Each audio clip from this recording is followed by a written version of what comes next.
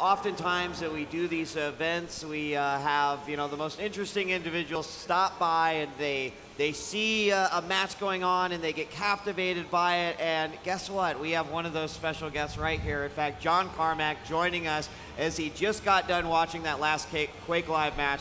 And of course, it's big for me, big fan of Mr. Carmack here. He came up and he said, "That was great, guys. I love it." John, thanks for joining us. We asked him to come on for just a little bit, but you, I mean, you've got to love this. You've got to love to see a byproduct of something that probably wasn't the original intention.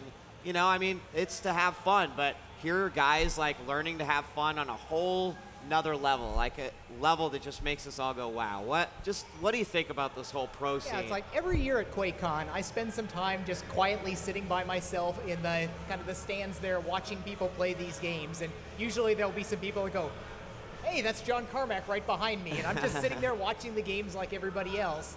And usually, most years, it's just me sitting there kind of in awe of the skill level of the practitioners here, just the precision, the pinpoint accuracy, and it's fun to just kind of watch that. But watching this last game with the commentary was really a completely different experience. I mean, I have some vague notion of what's going on with level control and people denying and all that stuff, but I'm not at that level of play. I never was and I never will be. But hearing it all laid out like that, it made the whole thing much more exciting. I was really very impressed with that. I love that, and obviously, we all come from the heydays of Quake 3, and that was a big competitive scene back then. Quake 2. Well, even Quake and Quake 2, but really like Quake 3 is when we started getting the technology to be able to broadcast to the world and stuff. And now we sort of have this resurgence with Quake Live. And, can you tell us a little bit about just the Quake Live direction and how great this is, not only for the pro players, but also for like a whole new audience that never really got a chance to maybe experience that before? Yeah, so Quake 3 was the first game where we were saying initially that, okay, this is a game. There's no pretension about it being a movie with a story or anything like that. It's an activity. We were always pitching it as, it's like a basketball game. You don't need a story and a beginning and an end in that. It's something that you want to be able to play for years and years as an activity of choice.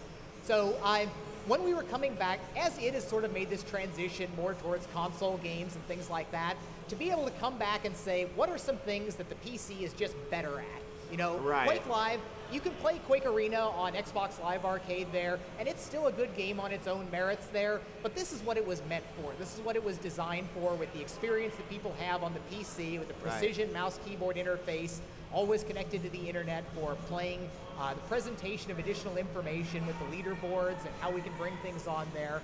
So while it's not state-of-the-art, it's not our top-notch, throw every effort behind it, it's what I think we can still do that really matters on the PC and can make a difference.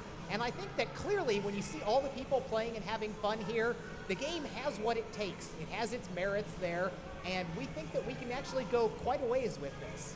And I think that Slasher would probably agree with me when I say absolutely. We've already seen such a giant surge in the community of interest and activity, and old players coming back and new players. And we learned yesterday that a player that became pro, if you will, in Quake 4 had never really played Quake 3, and that was kind of blowing my mind a little bit because Quake Live was sort of their first introduction to that, but there are a lot of individuals out there. I think that's phenomenal. I'm curious how that went because Quake 4 never was designed as much for the multiplayer competitive experience as Quake 3, and I would think for professional players they probably actually have a better time on this, this title. Oh, I think you're absolutely right on that one, John. So Slasher, you go.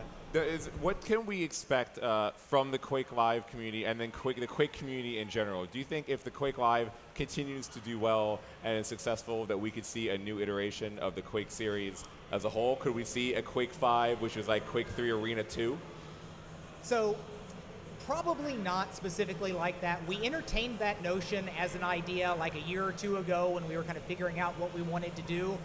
But in looking at things, realistically, looking at Quake Live right now, how much better would it be if we id Tech 5 did and made everything mega textured and it looked all glorious on there? I think the evolution that we need to do in this generation is the things that are going on right now, like improving the game for presentation, doing better things with the community and the ladder boards and leaders.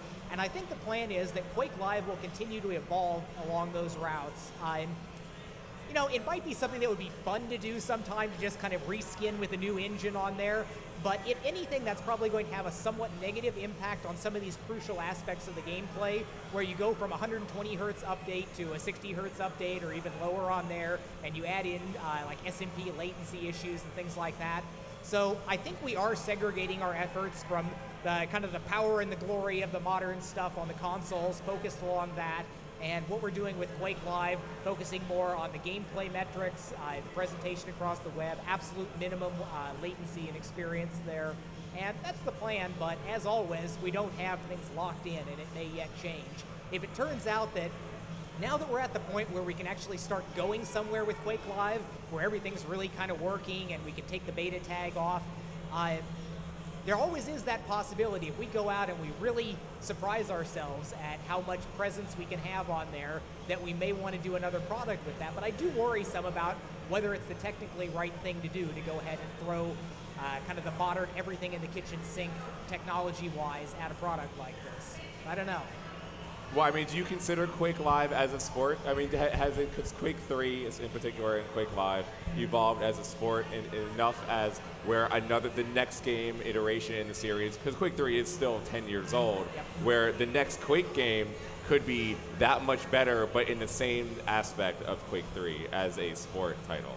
So when we looked at the Quake 3 and Quake Live, we were looking at it more as a kind of an amateur activity on there. We were somewhat downplaying the professional gaming aspects, because when we started on it, we knew we loved that aspect of it, but it wasn't clear to us that the relevance of that segment of the community versus the larger casual market, how important that was. I believe we're coming around a little bit now, as we've done recently with putting more effort into this and seeing kind of the payoff that we get from, it's not just for the, you know, the couple hundred pro players that are out there competing in the tournaments on there, but making something so that they're playing is actually fun for other people to watch. I think there's something to be pursued there. So professional gaming wasn't our primary focus on the game. It was competitive activity, but not at the professional level. And there's a world of difference between a quick little pickup game in the office and the serious competitors on there. And when we had to choose, we balanced more towards the casual one.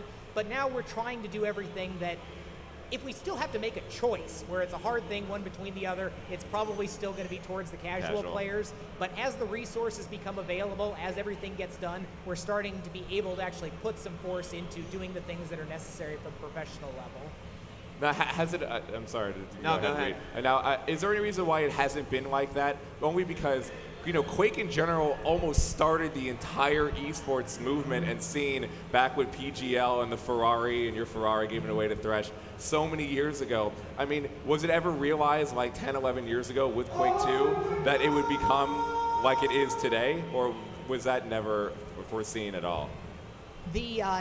We knew from Doom that competitive gaming was sort of there, and it grew a lot through the Quake level on there, and it still wasn't, you know, there were ups and downs with all the professional gaming leagues about, you know, how popular they were, what things were going on there, and it's still, you know, I think we're still sort of moving towards where it eventually may be. There's obviously been a lot of things that people have funded, gone out big, and not necessarily, you know, done so well in the larger scheme of things. So I don't think we're there yet, but I think that we're on kind of a trajectory that may lead us there. And seeing the, you know, what may be happening with Quake Live with more of the intermediate levels of online stuff rather than all of the big money tournaments coming on, I think there's a growth path towards that. I love the idea that's going on now of separating the real pro players from the amateurs that are trying to break into the pro ranks. I think there's a lot of interesting things to be happening. I agree, and I like that separation too. I think it really gives the players an opportunity, and sort of it alleviates any sort of hesitation or sort of frustration as they get to play with guys more of their levels. I mean, even if I were to go in with these pro players, you know, just absolutely trash despite knowledge in the game. So it's very interesting, and some good points have been made.